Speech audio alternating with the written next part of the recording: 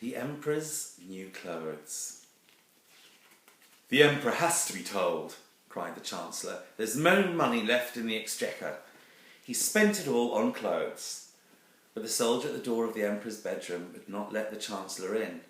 I'm sorry, Your Worship, but the Emperor's in his wardrobe again, choosing something to wear. You can't go in. Then the door burst open and the Emperor appeared, followed by the Prime Minister. I tell you, I can't see any more today. I haven't got a thing to wear. Oh, Chancellor, there you are. Put the taxes up another 10%. I must have another suit. But you already have so many clothes, Your Majesty, and I can't raise income tax again. The people can't pay any more money. I don't care, said the Emperor. I want another one. I'm the Emperor. I can have what I want. Nobody could argue with that, so when two foreigners arrived that day at the palace gates, saying they were tailors, they were allowed to see the Emperor. The tailors said that they had made the finest clothes from the most gorgeous and delicate cloth in the whole world. Where is this cloth? Let me see it. I want to see it, the Emperor demanded. We haven't woven it yet, said one of the tailors. You supply the materials, a loom, a large bright room, and we'll get weaving. We only supply the skill, and of course, the magic. Magic? Magic? What magic? Said the excited Emperor. No one mean or stupid, no one unfit for their job, no one unworthy of their place in the royal household will be able to see the cloth we weave. Really? Cried the Emperor. Amazing! Wonderful! Begin right away. I'll wear them tomorrow for the big parade through the city. Chancellor, give these men everything they need. And he strode back upstairs to his dressing room. The tailors were taken to a big, comfortable room in the palace and left to start work on the large loom. But all they did was sit down and put their feet up on the royal chairs. And when the materials were brought, silk and mohair and pearls and cloth of gold, they hid them out of sight. The Emperor sat in his throne room thinking about the wonderful cloth being woven downstairs. Suddenly he grinned wickedly. I'll use this chance to find out if any of my ministers are mean or stupid or unfit for their jobs. And so he sent for the Chancellor. Ask how soon it will be ready, then come back and tell me how it looks. Of course, you may not see anything at all. So the Chancellor knocked on the sewing room door and one of the tailors opened it. Come in, Chancellor, come in. As you can see, it's almost finished. In the centre of the room stood the big weaving loom, completely empty. The Chancellor just stared at it. What? He thought. Am I stupid or mean? Or am I unfit for my job? I can't see anything. This is dreadful. Very nice. Lovely, he mumbled. I like the pattern. I can see you have good taste, said one of the tailors. Tell the Emperor his clothes will be ready early tomorrow. But we need some cloth of gold. So the Chancellor went back to the Emperor, trembling and close to tears. Wow, how does it look? Oh, superb, sire. I've never seen anything quite like it. The Emperor rubbed his hands gleefully at the thought of his lovely new clothes and told himself that he had been right to appoint the Chancellor. Good man, good man. Now, send the Archbishop along to have a look at my new clothes. The Archbishop was sent in to see the magic cloth on its loom. After him, the Prime Minister, and then the Commander-in-Chief of the army. They all stared at the empty loom and thought how dreadful it was not to see any beautiful cloth. Am I mean? Thought the Archbishop. Am I stupid? Thought the Prime Minister. Am I wrong to be in the charge of the army? Thought the Commander-in-Chief.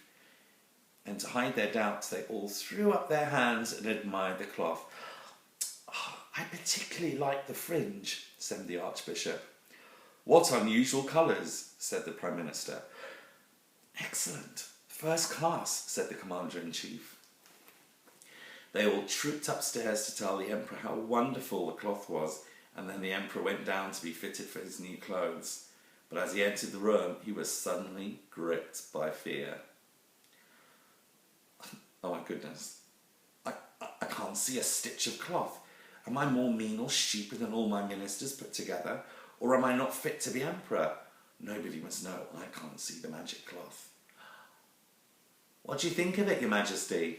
Asked the tailors, busily unrolling the tape measures. Splendid, yes, quite splendid, he stuttered unhappily, and they pretended to measure the emperor, undressing him right down to his underwear and fitting the loose cloth. He stood royally in front of the miller. Well, they think I'm dressed, he thought, so I must be. Feel that quality, said one tailor. It's all fully lined, you know, said the other. We'll work all night to make them a perfect fit. The two tailors did nothing, of course. They just slept. The next morning, the emperor walked to their room to put on his new clothes. While his courtiers stood around and clapped, he went through all the actions of getting dressed. You look magnificent, your majesty, said the chancellor, anxious to keep his job. Very regal, I must say, said the archbishop. The people will love it, said the prime minister. The buckles are pretty, said the commander-in-chief. News of the emperor's magic clothes has spread through the whole city. Crowds were forming outside the palace, and the streets were lined with people waiting to see the emperor in all his splendour. Children sat astride their fathers, shoulders with flags in their hands. Everybody had turned out to see the emperor's new clothes. Slowly, solemnly, behind the royal banner and a band of trumpeters, the emperor's procession set out through the streets. Everyone had heard how the magic cloth could not be seen by anyone mean or stupid or unworthy of their job, and nobody wanted to admit being that. Hooray, hooray, rah! Shouted the crowd. But there were many unhappy faces as people decided they must be more mean or stupid than everyone else. You can see them, can you?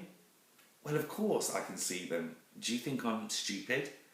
Meanwhile, back at the palace, the two crafty tailors packed up their store of rich materials and sneaked out of the city as fast as horses would take them. Bowing to the right and left, the emperor wished that the magic cloth was not so beautifully light. He was bitterly cold, and he wished that the magic boots were not so wonderfully thin.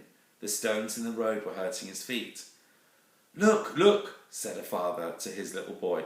The emperor's coming. Which one is he, Daddy? The one in the wonderful clothes. But he isn't wearing anything, Daddy. Look, he's shivering. Why isn't he wearing any clothes? People nearby in the crowd stared at the little boy.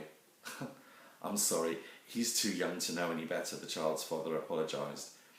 He's too young to be fooled, said his mother. The emperor's stark naked. Someone is making a fool of the emperor and of us. One by one, the crown realised the person to either side could no more see the new clothes than they could. Can you see them? Of course I can't. Do you think I'm stupid?